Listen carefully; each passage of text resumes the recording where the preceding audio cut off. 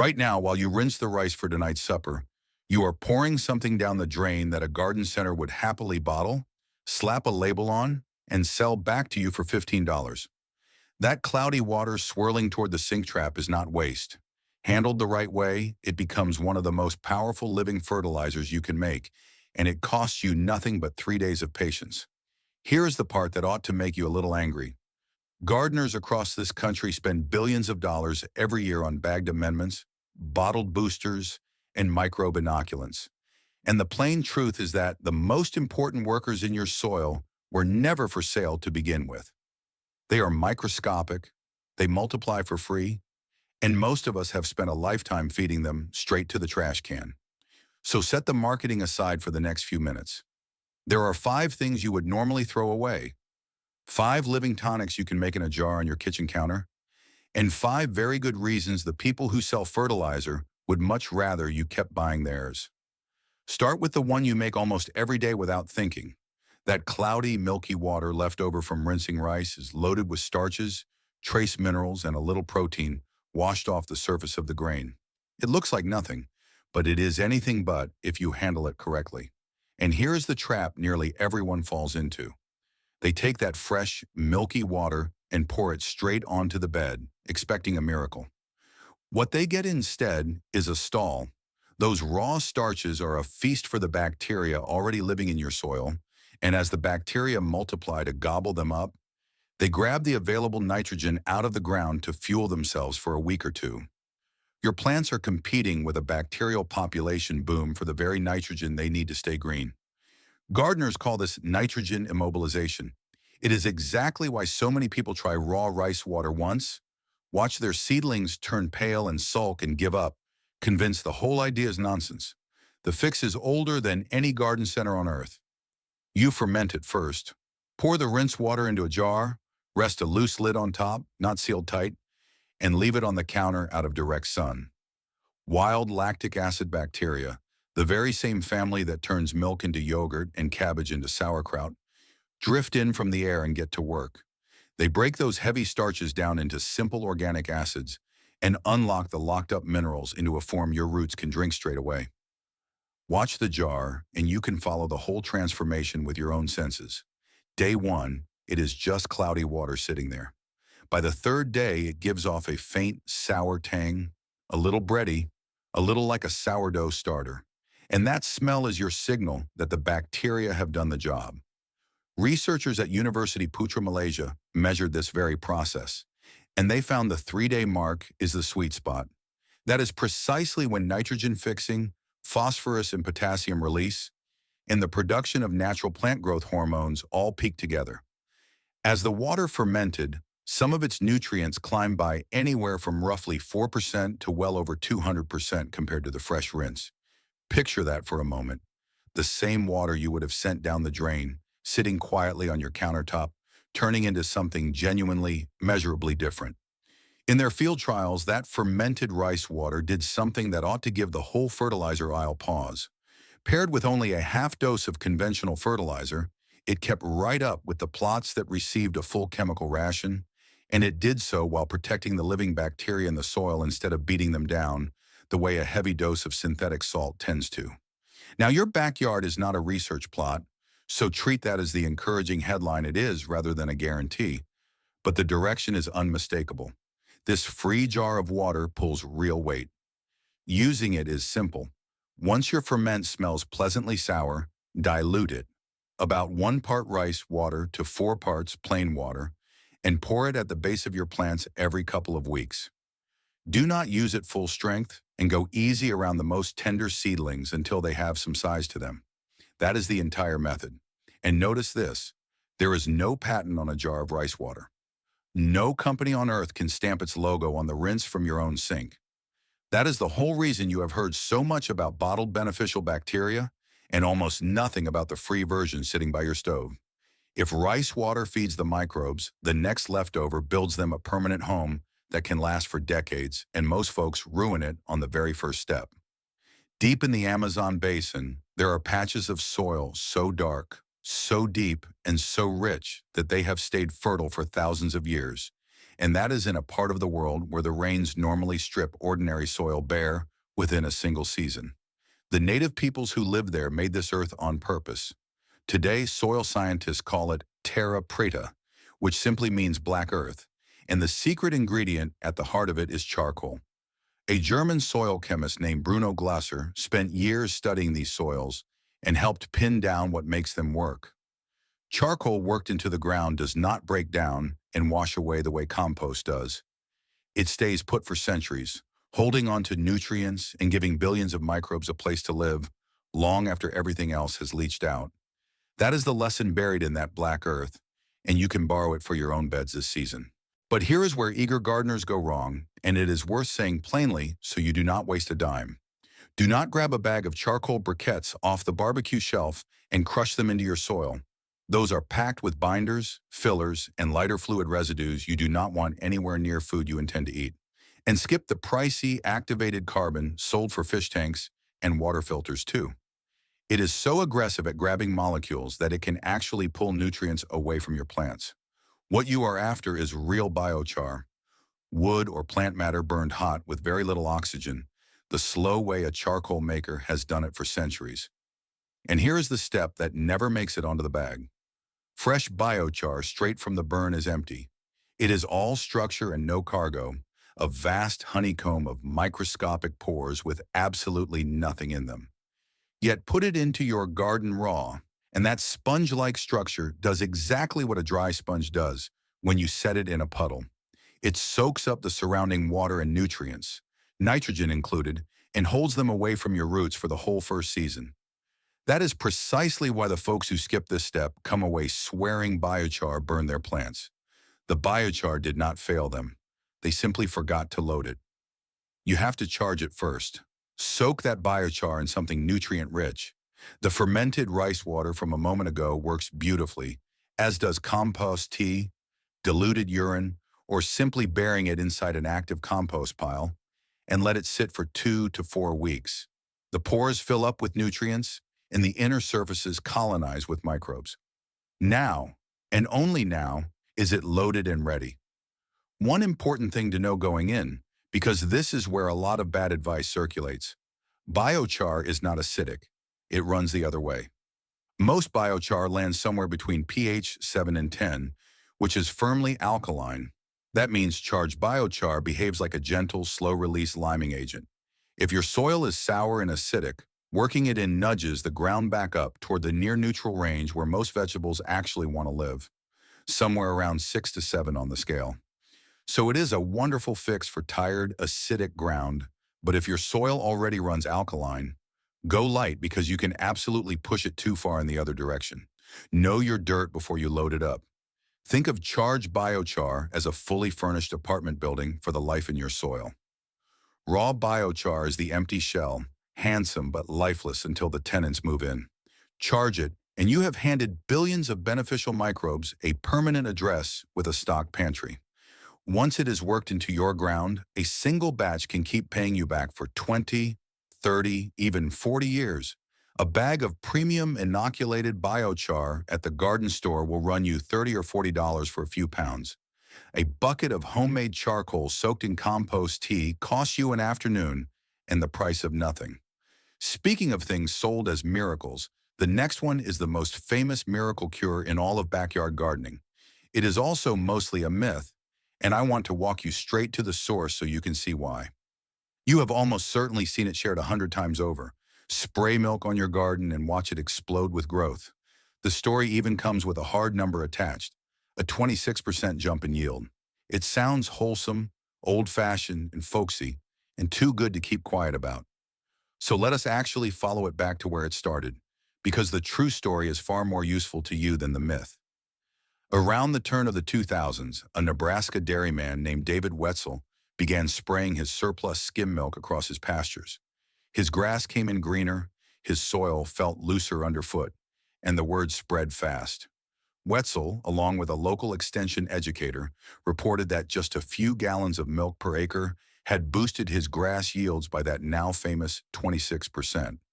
It was a striking enough claim that the University of Nebraska decided to put it to a proper test.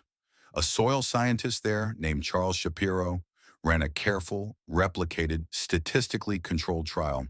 The real thing, not a hunch. And here's the part the internet always quietly leaves out. There was no statistical evidence that the milk made any reliable difference at all.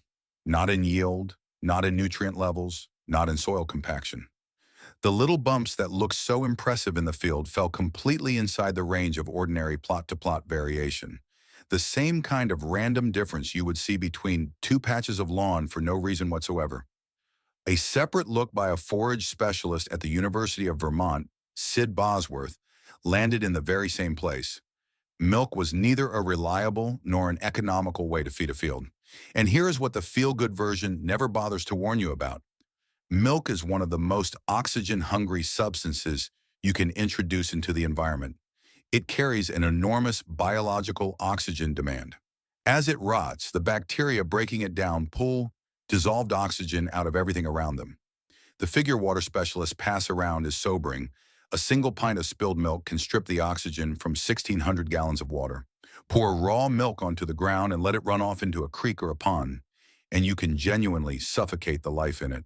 Spray it thick across the soil surface, and it can dry into a sour, fatty crust that seals your bed off from air, turns it stagnant, makes it reek, and rings the dinner bell for every fly and scavenger in the neighborhood.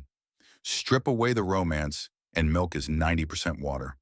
The actual nutrients in it are real but modest, and you can get every last one of them, plus far more living organic matter from a single handful of homemade compost with none of the stink and none of the risk.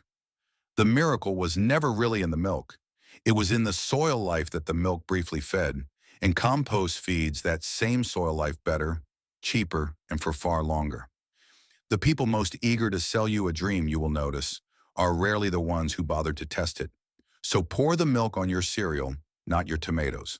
But do not walk away from the dairy aisle entirely empty-handed, because there is one humble, single-celled fungus hiding in your cupboard that genuinely earns a spot in your watering can. That little packet of baker's yeast in your cupboard is not just for bread. Drop the very same single-celled fungus into your soil, and it goes to work like a miniature growth factory. Once you see what it actually does, the packet stops looking like a baking ingredient and starts looking like a tool. Plant scientists have found that many yeasts, common bread yeast among them, actually produce and release plant growth hormones, auxins, gibberellins, and cytokinins. Those are the very same chemical messengers a plant uses to tell its own roots to stretch deeper, branch wider, and thicken up. Feed yeast into the root zone, and you are essentially handing your plants an extra dose of growth signals. But it does more than that. Yeast releases mild organic acids that pry locked-up phosphorus out of the soil and into a form roots can finally use. And it produces special iron-gathering compounds that round up the scarce iron in your soil and deliver it where plants can take it in, which, as a quiet bonus, leaves less of that iron available to the fungi that cause root rot and disease. Now the warning, because the popular internet recipe will land you in real trouble.